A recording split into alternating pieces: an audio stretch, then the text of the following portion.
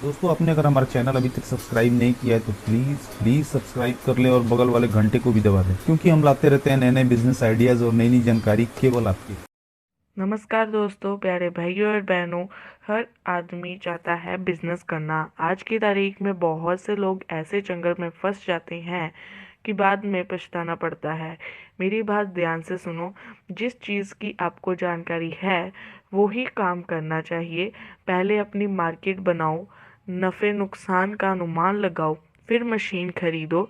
अगर बिना सोचे समझे किसी भी काम में हाथ डालोगे तो ज़िंदगी भर पछताने के अलावा आपके पास कोई चारा नहीं होगा। इस चैनल पर दिखाए गए बिजनेस आइडियाज़ को करने के लिए आप पर कोई दबाव नहीं है। आप अपनी मर्जी से जो चाहें वो बिजनेस कर सकते हैं। हमारा उद्देश्य आपको नए बिजनेस आइडियाज़ के बारे में जानकारी देना है, ना कि आपका नुकसान पहुंचाना। हम उन सभी बेरोजगार की मदद करना चाहते हैं जिनके पास कोई रोजगार नहीं है। तो चलो मुद्दे की बात पे आते हैं। आज की हमारी वीडियो नोटबुक मेकिंग बिजनेस के बारे में है। साथ में इसमें प्रयोग होने वाली मटेरियल, मशीन की जानकारी, मेंटेनेंस के बारे में हम आपको इस वीडियो में बताएंगे।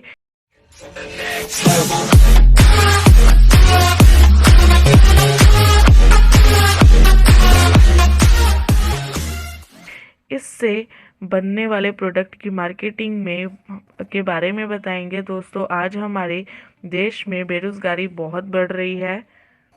दोस्तों, हमारी कोशिश यही है कि हमारे देश का हर नौजवान, चाहे बेरोजगार युवक, महिलाएं, पुरुष, अपना खुद का बिजनेस लगाकर अच्छा खासा मुनाफा कमा सकें। तो आइए दोस्तों, सबसे पहले हम नोटबुक बनने की प्रक्रिया देखते हैं। दोस्तों, यह प्रक्रिया 3 स्टेज में होती है जो 3 अलग अलग मशीनों में किया जाता है। सबसे पहले इसमें निटिंग मशीन का प्रयोग होता है।